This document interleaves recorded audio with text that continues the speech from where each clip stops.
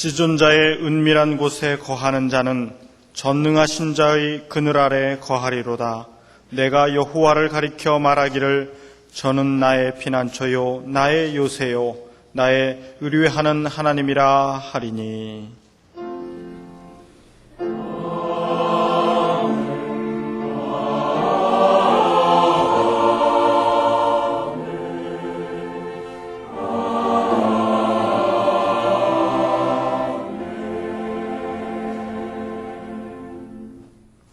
이 시간 하나님께서 우리에게 주시는 구약의 말씀은 열왕기상 19장 1절에서부터 8절까지입니다. 549쪽입니다.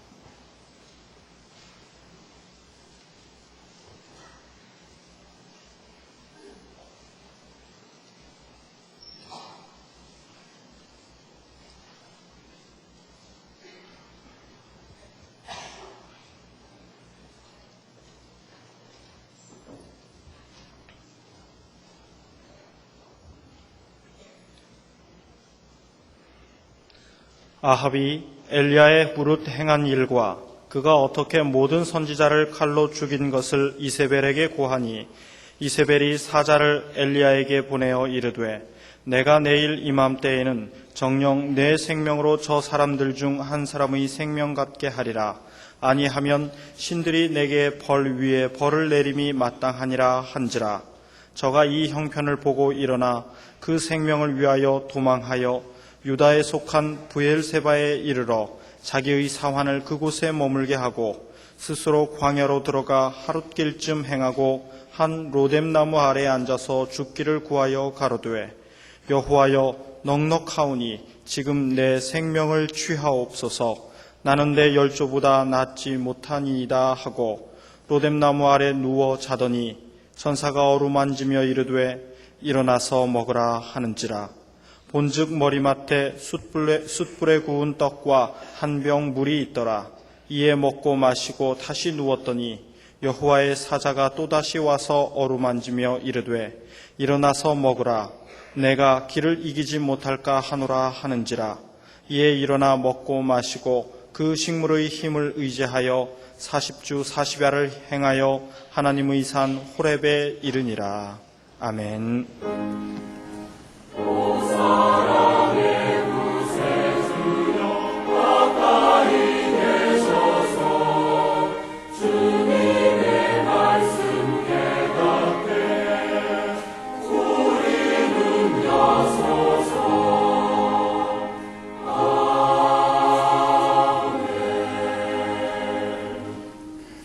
하나님께서 우리에게 주시는 신약의 말씀은 마태복음 26장 31절에서부터 35절까지입니다. 46쪽입니다.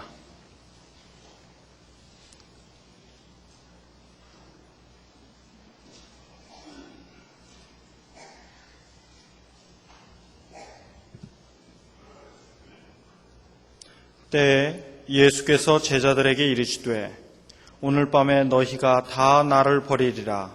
기록된 바 내가 목자를 치리니 양의 떼가 흩어지리라 하였느니라.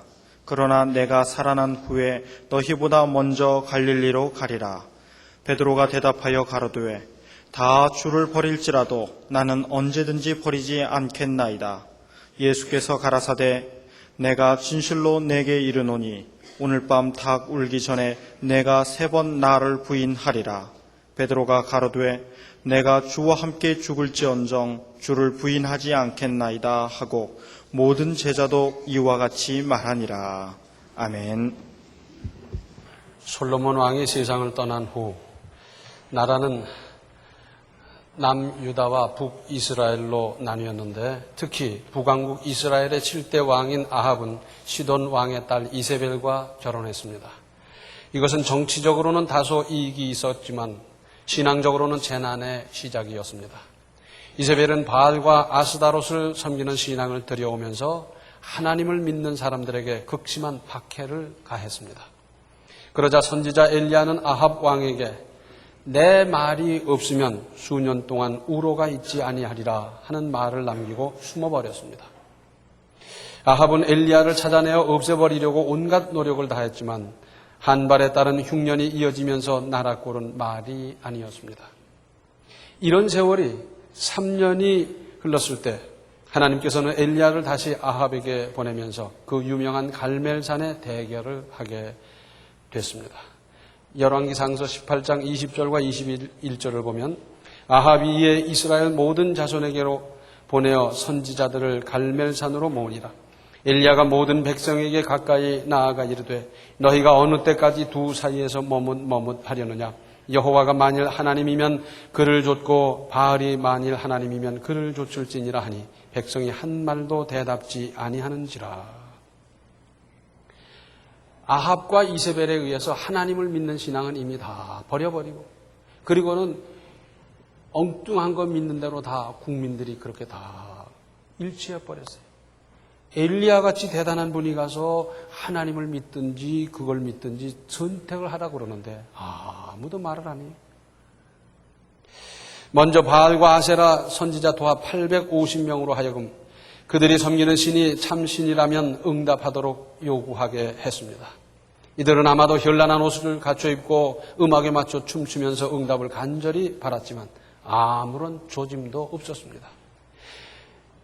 자기 몸을 칼과 창으로 상하게 하면서까지 오래도록 진언했으나 효험이 없었습니다. 이번에는 엘리야가 하나님께 기도했더니 하나님께서 불로 즉시 응답하셨습니다.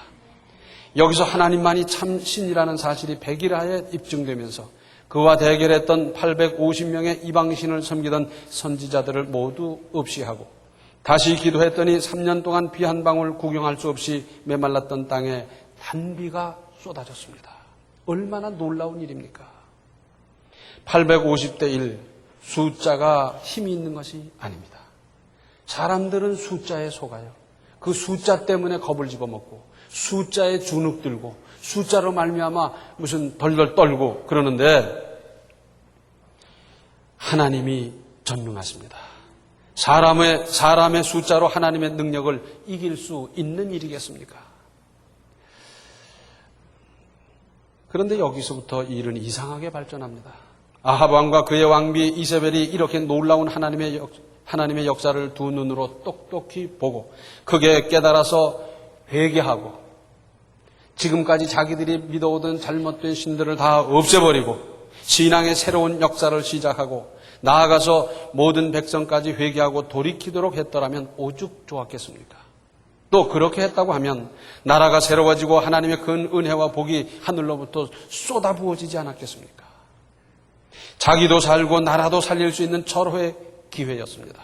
그러나 이들은 그렇게 하지 않았습니다. 오히려 엘리야를 잡아 죽이려고 혈안이 되므로 엘리야는 황급히 남유다의 부엘세바까지 도망가서 거기에 사환을 남겨둔 채 사막으로 들어가 버렸습니다. 오늘 본문 4절을 보시면 스스로 광야로 들어가 하룻길쯤 행하고 한 로뎀나무 아래 앉아서 죽기를 구하여 가로되 여호와여 넉넉하오니 지금 내 생명을 취하옵소서 나는 내 열조보다 낫지 못하니이다 하고. 무슨 말씀입니까? 사막길을 하루 동안 걸어갔다. 그 뙤약볕 밑에서 제대로 먹지도 못한 사람이 갔다. 목숨을 부지하기도 너무 힘들고 쫓겨다니는 것도 더 못할 일이고 이제 그만 자기 생명을 거두어 달라고 하는 처절한 몸부림이었습니다. 그렇게 엄청난 역사를 이루었던 천하의 엘리야도 이렇게 나약해지고 말았습니다. 천하의 엘리야에게도 이런 때가 있었습니다. 여기서 생각할 것이 있습니다. 먼저 악인은 하나님의 역사를 체험하거나 목도하면 몇 사람은 깨닫고 하나님 품으로 돌아옵니다. 참 잘하는 일이고 다행이고 사는 길이지요. 그러나 대부분의 악인은 오히려 더 악해지는 겁니다. 이것이 영적 세계의 흐름입니다. 이것은 엘리야 시대에만 그런 것이 아니라 오늘날도 마찬가지예요. 복음을 전해주면 받아들이고 그리고 그 복음의 진리를 따라 살고 얼마나 좋아요. 은혜 받고 살고 그렇게 좋은데도 많은 사람이 여러 가지 방법으로 복음을 증거해도 오히려 복음을 핍박하는 사람들이 생겨나고요. 그래요. 한참 전에 제가 신방을 하는 가운데 어떤 집을 갔더니 그분은 제단사예요. 그래서 늘 서서 일을 하는 겁니다. 제단하고 옷 하는 거예요. 그분이 그렇게 얘기를 해요. 저는 기억도 잘 안 나는데 그분이 그래요. 저는 허리 디스크로 말미암아 제단사 이 일을 할 수가 없게 됐습니다. 기가 막혔습니다. 그래서 목사님께 기도받고 저는 이 디스크에서 깨끗이 치료받았습니다. 저는 기억도 안 나는데 좌우간 그분은 제 기도받고 나았다는 거예요. 그래서 지금 이렇게 열심히 일하고 있습니다. 그런데 그분은 교회는 안 나와요. 교회 안 나와요. 우리 생각 같아서는 그런 기적을 체험했으면 누구보다 더 열심히 믿을 것 같은데 지금도 안 나와요. 또 엘리야에게 있어서 아합과 이세벨이 회개하고 엘리야의 발 앞에 엎드리면서 눈물을 흘렸다고 하면 어떻게 됐겠습니까? 야고보서에 보면 엘리야는 우리와 성정이 같은 사람이라고 했습니다. 그러고 보면 엘리야는 자신도 모르게 기고만장, 즉 교만에 빠져서 오히려 자기 자신을 망치게 될 가능성도 높습니다. 그 놀라운 역사를 이룬 엘리야는 얼마나 당당했겠습니까? 이방 선지자 850명을 도륙하고 그리고 그렇게 기다리던 비가 쏟아지면서 전 국민이 얼마나 기뻐하며 그 엘리야가 얼마나 대단한 분이라는 것을 느꼈을 때 엘리야는 얼마나 당당했겠습니까? 지금까지 엘리야는 피해 다니느라고 정신이 없었어요. 3년 동안 숨어 있다가 다시 엘리야가 아합에게 나가야 되는데 오바댜라는 사람이 있었어요. 그래서 아합의 신하였고 아주 믿음이 좋은 분이었거든요. 그래서 네가 가서 내가 이제 임금을 만나러 가겠다고 얘기 좀 해라. 아유, 저는 못합니다. 그랬단 난 목숨이 남아남지 못합니다. 왜? 엘리야가 아합 왕이 어떻게 했느냐면 엘리야를 보고든 즉시 알리라 그랬어요. 그런데 알리기는커녕 그런 소식을 전했다면 내 목숨이 남아나겠습니까? 지금 전국 각지 어디를 가든지 엘리야를 숨겨주거나 알려주지 않거나 그러는 집이라든지 주변은 지금 전부 도륙을 당하게 됐는데 저는 그렇게 못합니다. 그래서 엘리야 그럼 내가 가지. 알리고 자시고 할 것도 없이 내가 가지. 그러면서 아합을 만나러 갔던 것 아니겠어요? 그랬더랬는데 이제 이 엄청난 역사를 이루고 나서 얼마나 흐뭇했겠어요. 흐뭇한 마음으로 편히 잠 한 번 잘 잤을 겁니다. 그런데 아침에 상상도 못했던 죽음의 소식을 접하고 황급히 떠나야 하는 초라한 신세가 되었던 겁니다. 선줄로 아는 자는 넘어질까 조심하라.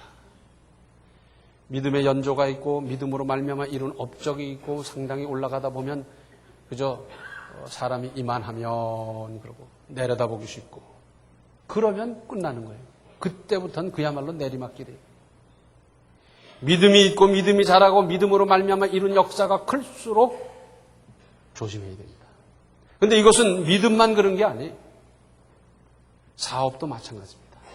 사업을 열심히 해서 키워놓고 굉장하고 이젠 튼튼한 것 같다. 그때 조심해야 돼요.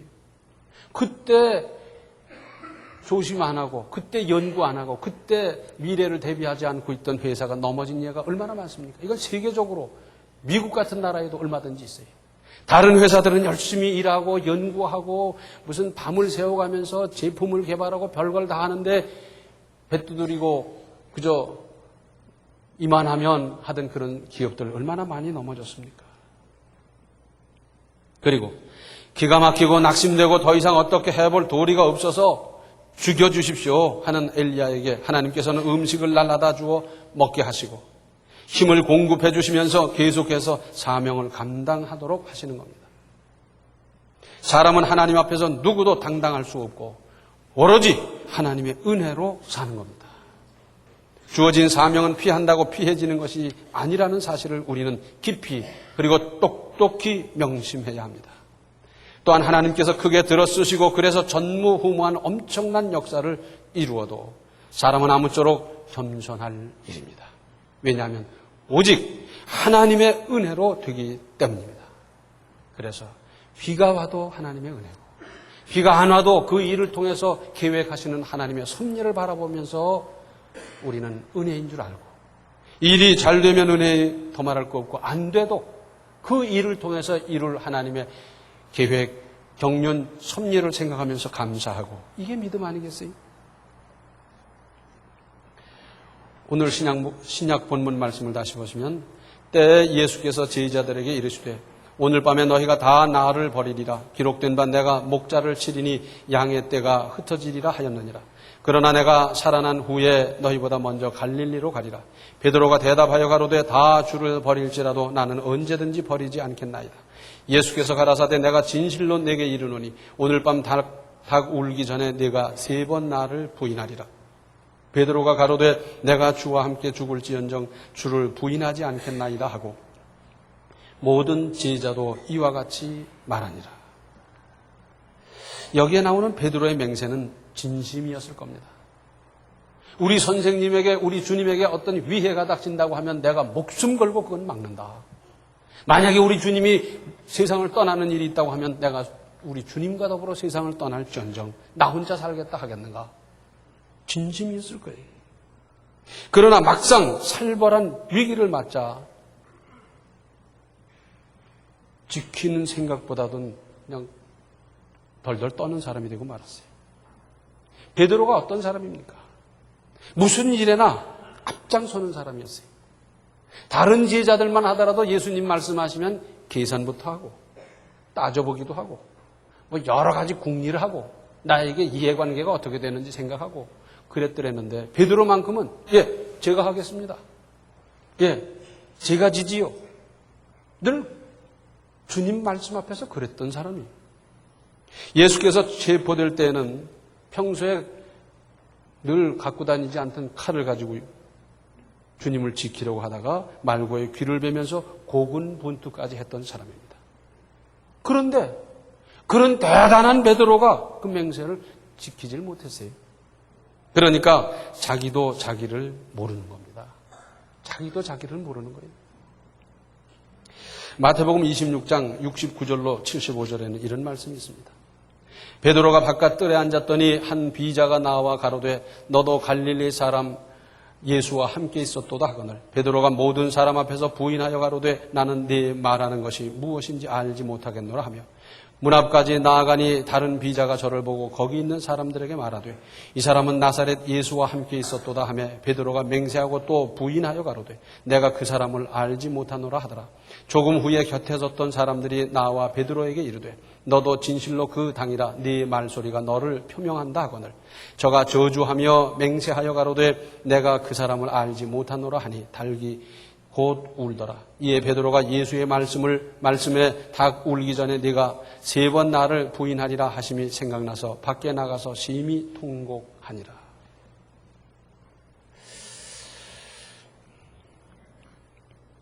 거기다가 누가복음 22장 60절로 62절 말씀을 새번역 성경은 이렇게 적고 있습니다. 그러나 베드로는 이렇게 말하였다. 여보시오 나는 당신이 무슨 소리를 하는지 모르겠소. 베드로가 아직 말을 채 끝맺기도 전에 곧 닭이 울었다. 주님께서 돌아서서 베드로를 똑바로 보셨다. 이때 예수님의 마음이 얼마나 착잡하셨겠습니까? 베드로는 주님께서 자기에게 오늘 닭이 울기 전에 나를 모른다고 할 것이다 하신 그 말씀이 생각났다. 그리하여 그는 바깥으로 나가서 비통하게 울었다. 이러한 베드로나 제자들을 보통 사람이라면 그 후에 어떻게 했겠습니까? 에라 이놈아 그렇게 장담하더니 다른 사람 앞에서 뭐 맹세까지 하고 저주하고 그러면서 부인을 해? 다른 제자 너희 놈들도 다 똑같고 그리고는 버렸을 거예요. 이놈들 가지고는 안 되겠다. 그랬을 것 같아요. 그러나 우리 주님은 그 베드로를 찾아가시고 부르시고 사명을 맡기셨습니다. 참 은혜입니다. 이것이 은혜지 뭐가 은혜겠습니까? 사람이라면 다 포기하고 사람이라면 버렸을 텐데 우리 주님은 그가 깨닫고 돌아와서 회개했다기보다도 찾아가시고 부르시고 사명을 맡겨주셨습니다. 참 은혜. 우리가 이런 하나님을 믿는다는 것은 얼마나 자랑스럽고 대단한 일입니까?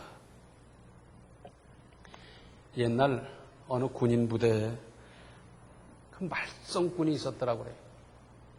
지금식으로 말한다면 이런 겁니다. 뭐 탈령도 하고, 뭐 구타도 하고, 뭐 미기도 하고 별별 나쁜 짓은 다 하는 거예요. 그래서 지휘관이 불러다가 그냥 기합을 줬습니다. 똥이 싸도록 막 그냥 기합을 줬더니 그 다음엔 좀 조용하고 얌전해요. 그런데 며칠 지났더니 또 뭐 말썽을 부리고 그래서 안 되겠다. 영창에 집어넣어버렸어요. 영창에 들어가서 며칠 한참 고생하고 나오니까 또 얌전하더니 며칠 되자마자 또 말썽을 부리고 못된 짓을 하고 막 그러는 거예요. 안 되겠다. 강등을 시켜라. 그것 가지고도 안 되고 감봉을 시켜라. 그것도 안 되고 별별 방법을 다 해봐도 안 되는 거예요. 그래서 하루는 불렀습니다. 이놈아, 도대체 너는 어떻게 하면 되겠냐? 기합을 줘도 안 되고 두들겨 패도 안 되고 감봉을 해도 안 되고 뭐 할 건 다 해봤는데 도무지 안 되니 너는 어떻게 하면 좋냐? 그랬더니 옆에 있던 부관이 귀에다 대고 그럽니다. 부대장님, 아직 안 해본 게 하나 있습니다. 그게 뭐냐? 용서를 안 해보셨습니다. 그래, 그럼 한번 해보지. 야, 이번 일은 내가 용서해주마. 그러고 보냈어요. 그랬더니요, 두들겨 패도 안 되고 영창에 집어넣어도 안 되고 기합을 줘도 안 되던 그 사람이 그때 변화됐어요. 용서받은 그 감격과 그 은혜를 생각하면서 그때부터 좋은 군인으로 열심히 근무했다 하는 이야기입니다.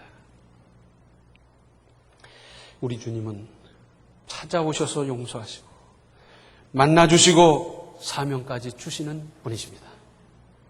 그런데 우리나라 사람들은 어쩌면 그렇게도 장담하고 맹세하기를 잘하는지, 쉽게 장담하고 함부로 맹세할 수 있는 일입니까?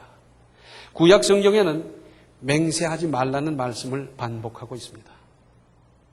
왜 그렇습니까? 철석같이 맹세하고 뭐 하늘을 두고 산을 두고 뭘 두고 맹세하고는 제대로 지켜진 경우가 별로 없거든요. 하나님께서 한두 번 속으셨어야죠. 그러니까 맹세하지 말라는 거예요. 자, 우리가 세례 받으면서 하나님 앞에 맹세합니다. 잘 지키셨어요? 결혼할 때 하나님 앞에서 맹세합니다. 잘 지키셨어요?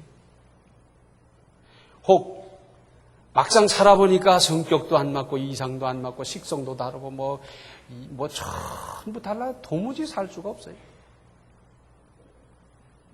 그런데 내가 그래도 하나님 앞에서 맹세했는데 이 맹세는 깰 수가 없어서 내가 불편하고 맞지 않는다 하더라도 이 맹세를 지키기 위해서라도 나는 내 성질도 바꾸고 내 감정도 다스리고 그래가면서 맞춰 살려고 노력하겠다. 그런 사람 많이 보셨어요? 임직을 할 적에 내가 하나님 앞에서 서야겠는데 그때 그 마음, 그 결심, 그 맹세대로 끝까지 이 맹세 지켜가리라 하며 고군분투하며 수고하는 사람들 많이 있습니까? 그런데 그래도 신앙인이고 그래도 믿음으로 살려고 하는 사람이라고 하면 나보다 먼저 믿고 뭐 어떻고 어떤 사람이 어땠다 하더라도 나만큼은 하나님 앞에서 맹세한 대로 그 맹세대로 살리라. 애로가 있고 힘들고 수고하고 불편하고 핍박이 있더라도 그 맹세대로 사는 그 사람이 신앙인 아니겠어요? 그것이 믿음 아니겠습니까? 하나님 앞에서 맹세하고 결혼했는데 다른 건 다 몰라도 다른 건 다 못 지킨다 하더라도 하나님 앞에서 한 그 맹세를 지키기 위해서라도 나는 내 성질도 꺾고 양보도 하고 이해도 하고 그러면서 어떻게든지 이 결혼 생활을 이어가리라. 그래야 될 거 아니겠습니까? 임직할 때 그때 그 결심 그 맹세대로 끝까지 가는 것이 믿음 아니겠습니까? 하나님 앞에서 서약하고 결혼하고 결혼시간 지 며칠 안 돼서 도망가는 신부도 제가 봤습니다. 하나님을 뭘로 알길래 하나님 앞에서 맹세하고 그럴 수가 있는지 저는 지금까지도 그 이해가 안 돼요. 하나님을 무엇으로 알고 그럴 수가 있을까? 우리는 지키지도 못할 일, 될 일도 아닌데 큰 소리치며 장담하고 맹세한 일이 많았습니다. 그 대표적인 예가 각종 선거에 출마한 후보들의 선거 공약 아니겠습니까? 자기가 당선만 되면 뭐 세계 평화까지 다 이룰 것 같아요. 남북 통일도 이룰 것 같고 뭐 못할 일이 없을 것 같은데 그렇게 되는 겁니까? 가령 천안 시의원이 돼가지고 통일을 이루는 문제하고는 다른 거 아니에요? 그런데 뭐 그분만 당선되면 못할 게 없을 것 같아요. 이런 일을 하도 겪다 보니까 이제는 무슨 발표를 해도 그냥 허허 웃고 봅니다. 그러니까 사람이 결심하고 작정하고 그래서 장담하고 맹세한다고 그렇게 다 됩니까? 아닙니다. 오로지 하나님의 은혜로만이 되는 겁니다. 하나님께서 힘과 능력을 주심에 따라 은혜로 살아가고 은혜로 사명도 감당하는 것 아니겠습니까? 모든 것은 하나님의 은혜입니다. 여기쯤에서 내가 살아온 길, 내 인생을 회고하여 돌아보시기 바랍니다. 내가 노력하고 내가 힘쓰고 내가 계획한 대로 산 인생이 있습니까? 경우에 따라서는 내가 계획한 정반대로 살아온 사람들도 있어요. 전적으로 하나님의 은혜로 살았고 하나님의 은혜의 인도를 받아온 인생 아니겠습니까? 그러므로 더욱 하나님의 은혜의 손길을 온전히 붙잡으십시다. 그전에는 한 손은 하나님 붙잡고 한 손으로는 엉뚱한 짓 하고 그런 경우도 있었는데 이제는 우리 두 손 전부 하나님의 손길을 붙잡고 하나님의 은혜의 인도를 받으면서 살아갈 일입니다. 그것이 참으로 은혜로운 인생이고요. 그렇게 살아가고자 힘쓰고 노력하고 기도하고 하나님을 그럴 적마다 더 가까이 갈 적에 하나님께서 그런 분들을 들어주시고 그런 분에게 은혜를 주시고 참으로 은혜로운 인생이 되게끔 도와주시고 역사하지 않겠습니까? 이런 인생을 넉넉히 이루며 살아가시기를 바랍니다. 기도하시겠습니다.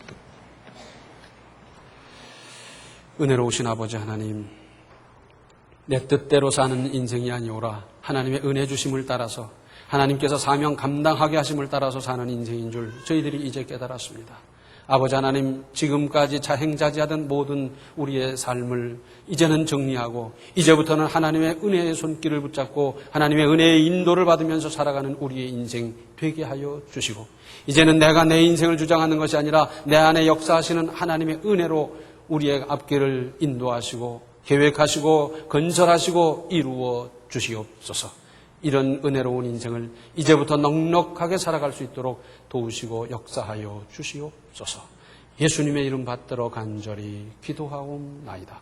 아멘. 성도는 오로지 하나님의 전적인 은혜로 살아가는 것을 명심하십시오. 지금은 생명의 주 예수 그리스도의 은혜와 하나님 우리 아버지의 극진하신 사랑과 성령의 감화, 감동, 충만, 교통하시며 내 의지, 내 계획보다 하나님의 은혜로 살기로 더 큰 은혜를 받으며 살기로 작정하는 모든 성도들 머리 위에 이제로부터 영원토록 함께 계시기를 간절히 축원하옵나이다. 아멘. 이것이